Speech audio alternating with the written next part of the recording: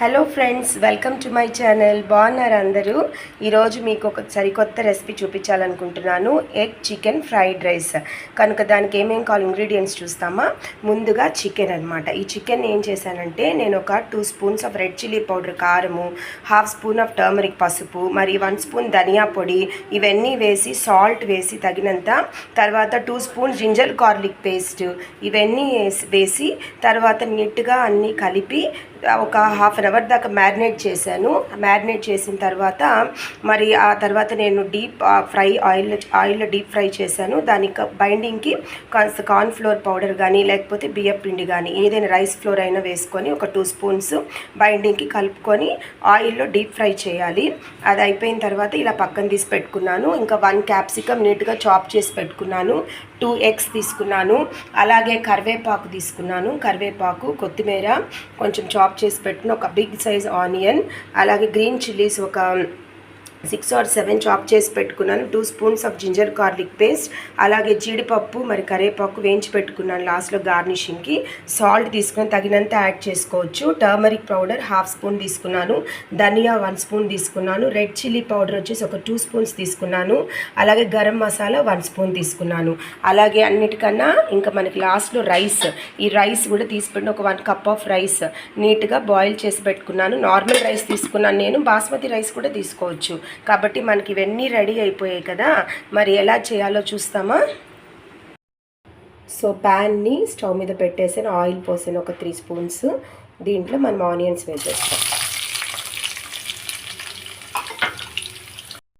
మరి దీంట్లో ginger garlic paste కూడా వేసేస్తాం.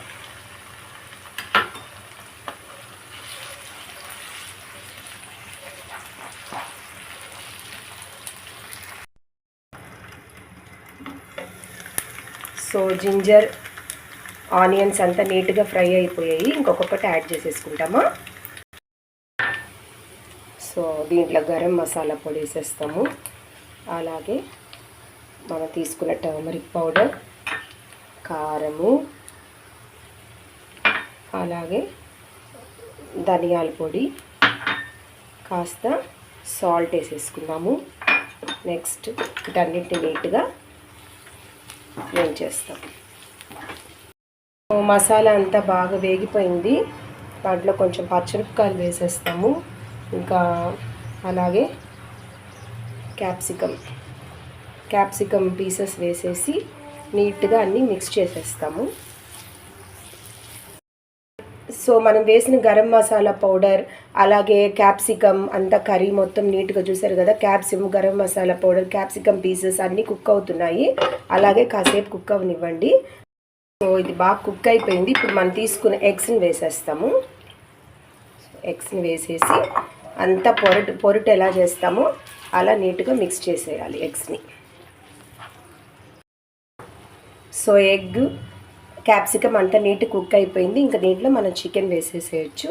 చికెన్ వేసేసి బాగా మిక్స్ చేసి కాస్త ఉప్పు కూడా చూసుకోవాలి. ఇప్పుడు మనకేమన్నా కొంచెం సాల్ట్ తక్కువ అనిపిస్తే ఈ స్టేజ్లో మనం నీట్గా కలిపేసుకోవచ్చు, మిక్స్ చేయొచ్చు, సాల్ట్ యాడ్ చేసుకోవచ్చు.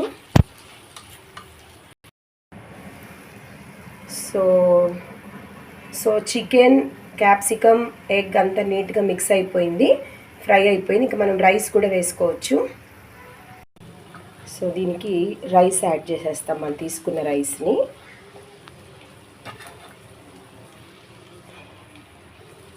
యాడ్ చేసి నీట్గా అంతా మిక్స్ చేసేయాలి.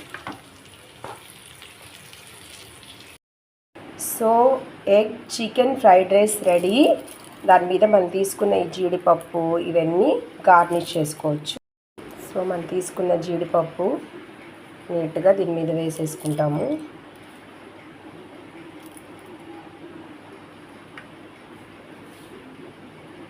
ఓకేనా.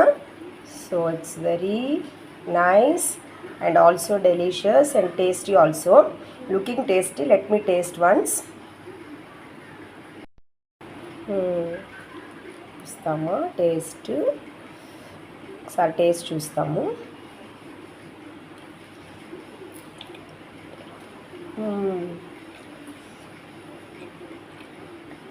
చాలా టేస్టీగా ఉంది, చాలా బాగుంది. చాలా స్పైసీగా సూపర్గా ఉంది. ఎగ్ టేస్ట్ తెలుస్తుంది, అలాగే చికెన్ టేస్ట్, క్యాప్సికమ్ అన్ని సమపాలులో టేస్ట్ తెలుస్తుంది. చాలా బాగుంది, ట్రై చేయండి. So thank you for watching this recipe. Don't forget to like, share and subscribe to my channel. Thank you for watching. Bye bye. Thank you once again.